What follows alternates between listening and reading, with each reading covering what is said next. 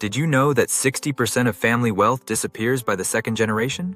Or that 40% of billionaires didn't start with riches, but built their fortunes from scratch? These aren't numbers most people think about when they imagine the lives of the wealthy. While it seems like money would make life easier, there's a hidden truth.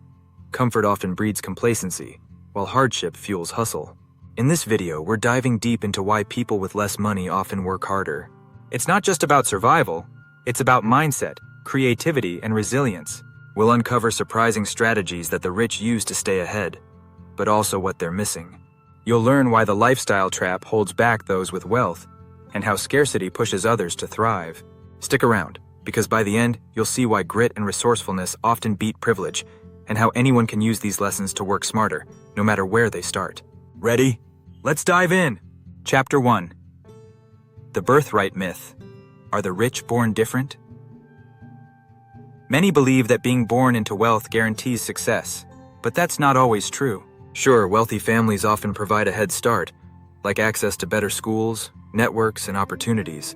According to a 2020 study by the Brookings Institution, children born in the top 1% are 10 times more likely to stay in the top income bracket than those born into lower income households.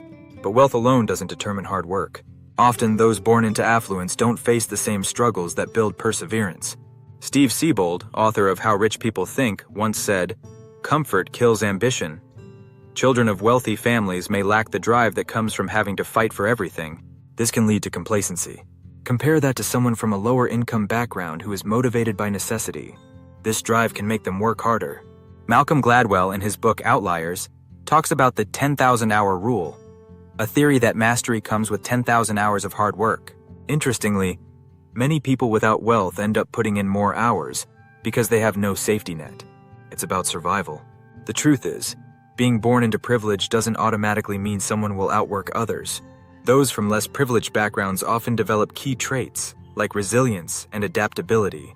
Daniel Kahneman, a Nobel-winning psychologist, argued that adversity shapes us in ways comfort never can. Chapter 2. The Lifestyle Trap. Why Comfort Breeds Complacency. Wealth can lead to comfort, but comfort has its own set of traps. When everything is handed to you, there's less need to hustle. Studies show that people with more financial security are less likely to take risks. This can make them more cautious, even when risk-taking is key to success. In contrast, people with fewer resources are often forced to take calculated risks to improve their lives. Take this stat. 40% of the world's billionaires are self-made, according to Forbes. These individuals didn't come from comfort. They had to hustle. Many of them started with nothing, which fueled their ambition to escape their circumstances. Think about Elon Musk, who came from a middle-class background in South Africa. His willingness to take big risks, even when it meant betting his last dollar, is what set him apart. On the flip side, wealth can create a lifestyle trap. The term refers to living in a bubble of comfort that limits growth. When you're too comfortable, you stop pushing your limits. Robert Kiyosaki, author of Rich Dad, Poor Dad, emphasizes that the fear of losing money often holds rich people back. They fear failure more because they've tasted success, which sometimes leads them to work less hard.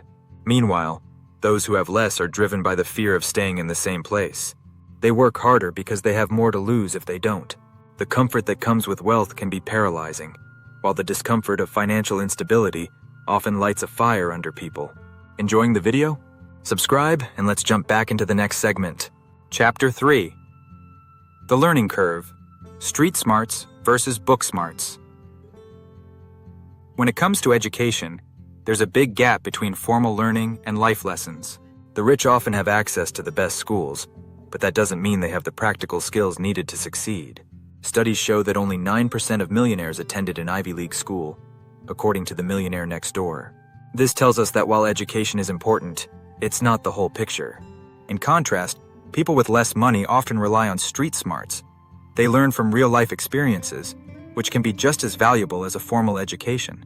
Think about Oprah Winfrey, who grew up in poverty, but used her tough upbringing to learn how to connect with people on a deeper level. Her success isn't just about talent, it's about knowing how to navigate tough situations. David Epstein, in his book Range: Why Generalists Triumph in a Specialized World, argues that learning from diverse experiences often trumps having a narrow, specialized focus. This is often true for those with less money. They have to adapt to various situations, which gives them a broader skill set. They learn how to think on their feet because they don't have the luxury of a financial cushion. Interestingly, many wealthy people eventually seek out street smarts. They hire mentors or advisors who come from humble beginnings because they value the kind of knowledge that can't be taught in a classroom. In a world that's changing quickly, adaptability is more important than ever, and those who grew up with less often have a head start in that department. Chapter 4. Hustle Mentality, the Power of Survival Mode. When your back is against the wall, you have no choice but to hustle. This is what's often called survival mode. People with less money live in survival mode more often, and that drives them to work harder. They can't afford to fail. As Grant Cardone says in his book, The 10X Rule, you won't get anywhere in life without massive amounts of action.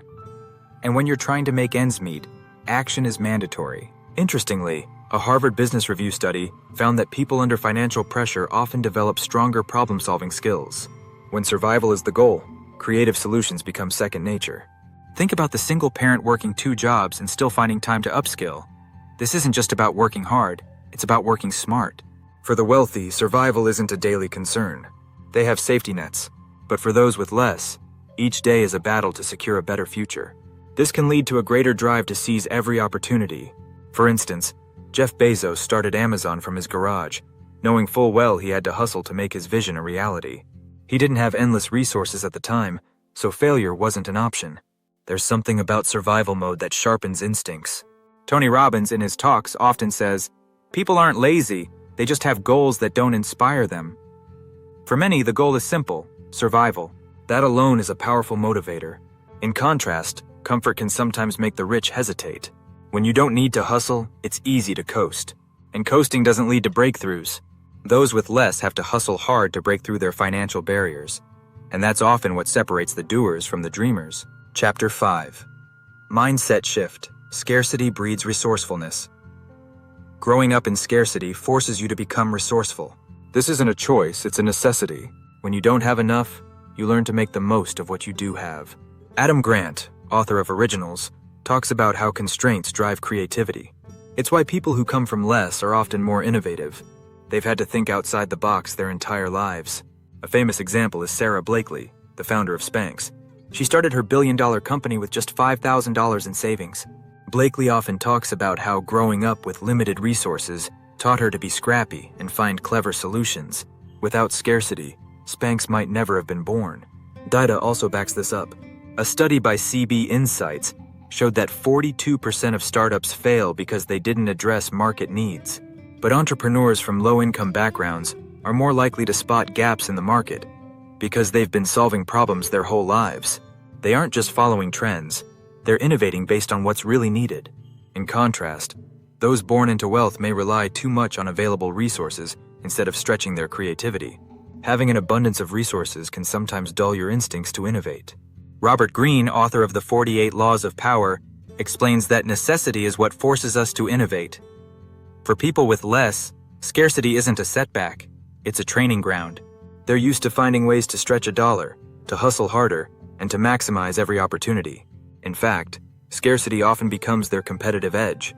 When you have less to lose, you're more willing to take big risks that lead to big rewards. Click subscribe to stay in the loop with our latest videos and updates.